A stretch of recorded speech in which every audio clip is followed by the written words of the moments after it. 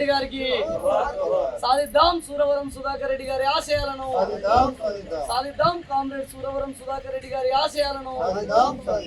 జోహార్ comrade Suravaram Sudhakar Reddy గారికి.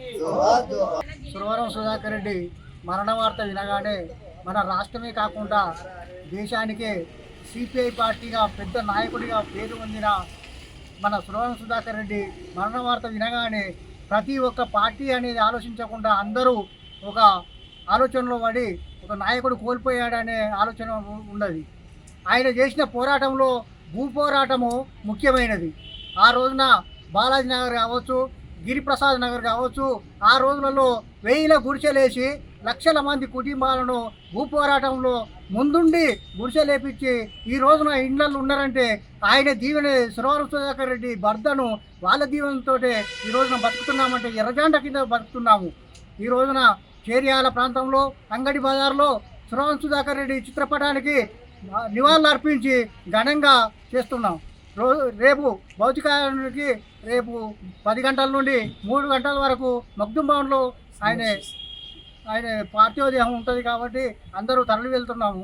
Soviet Russia నుంచి 1925లో CPI party పేద ప్రజల కష్టాలను గ్రహించి కారన్ మార్క్స్ లేనిన వాళ్ళు భారతదేశానికి వచ్చిండ్రు. ఆ తర్వాత రాజనారాయణ మహానాయకులు పోరాటాలు ఉన్నారు. తర్వాత మన సురవరం కూడా పాల్గొని కమ్యూనిస్టు నిర్మాతగా కూడా ఆయనే అనుకోవాలి. రావినారెడ్డి ఆయనే మన కమ్యూనిస్ట్ పార్టీ నిర్మాతలు భారతదేశానికి.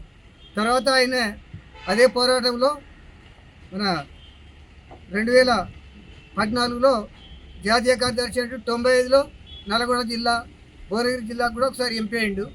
అదే 3 సార్లు అయిన లెక్క మాకైతే తెలిసింది. 2014 నుంచి 19 దాకా జాతీయ కార్యదర్శి. భర్త తర్వాత ఆయనకు ఆయన కుటుంబానికి నివాళులు అర్పిస్తూ ఆయనకు విప్లవ ధన్యాలు తెలియజేస్తారు. ఈరోజు మన సురవరం సుధాకర్ రెడ్డి గారు మరణించడం ఎంతో బాధాకరమైన విషయం. యావత్తు ఇది రాష్ట్రానికి తీరని లోటు.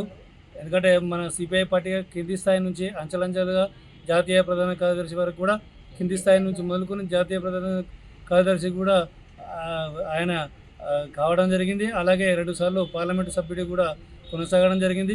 నల్గొండ జిల్లాలో ప్రాతినిధ్యం వహిస్తూ అక్కడ ఉన్నటువంటి స్థానికంగా ఉన్నటువంటి సమస్యల మీద నిరంతరం పోరాటం చేయడం జరిగింది. అందులో ఎక్కువగా అక్కడ నల్గొండ జిల్లాకు ఫ్లోరైడ్ సమస్య ఎక్కువగా ఉండేది.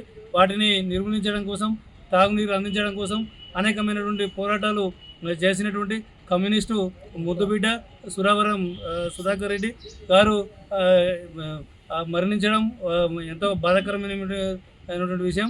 ఈరోజు చేర్యాల మండల వ్యాప్తంగా మన యొక్క చేర్యాల మండల కేంద్రంలోని యొక్క అంగడి బజార్ వద్ద ఆయన యొక్క చిత్రపటానికి పూలమాల వేసి నివాళులు అర్పించడం జరిగింది. ఆయన్ని స్ఫూర్తిగా తీసుకొని రాబోయే రోజుల్లో అనేకమైనటువంటి పోరాటాలు చేస్తామని చెప్పి ఆయన యొక్క ఆశయాన్ని సాధించడం కోసం నిరంతరం పోరాటం చేస్తామని ఆయన్ని స్ఫూర్తిగా తీసుకొని ఆయన అడుగుదాడలో నడుస్తామని ఈ సందర్భంగా తెలియజేస్తున్నాం. భారత కమ్యూనిస్టు పార్టీ సిపిఐ అగ్రనాయకులు కామ్రేడ్ సురవరం సుధాకర్ రెడ్డి మృతి చెందడం చాలా బాధాకరమైనటువంటి విషయం. ఈరోజు చేర్యాల మండల కేంద్రంలోని సిపిఐ పార్టీ ఆధ్వర్యంలో అంగడి బజార్లో ఆయన చిత్రపటానికి పూలమాల వేసి ఘనంగా నివాళులర్పించడం జరిగింది. ఆయనే 2 సార్లు ఎంపీగా మరియు సిపిఐ జాతీయ ప్రధాన కార్యదర్శిగా ఈ దేశంలో జరుగుతున్నటువంటి ప్రత్యామ్నాయ రాజకీయాల కోసం మరియు కార్మికులు, కర్షకులు, బడుగు బలైన వర్గాలు ఎదుర్కొన్నటువంటి అనేక సమస్యల సాధన కోసం నిరంతరం ప్రజల కోసం పోరాడినటువంటి గొప్ప నాయకుడు సురవరం సుధాకర్ రెడ్డి అని ఈ సందర్భంగా చెప్పుకోవచ్చు. ఇలాంటి నాయకుడు మన ముందు లేకపోవడం చాలా బాధాకరమైనటువంటి విషయం.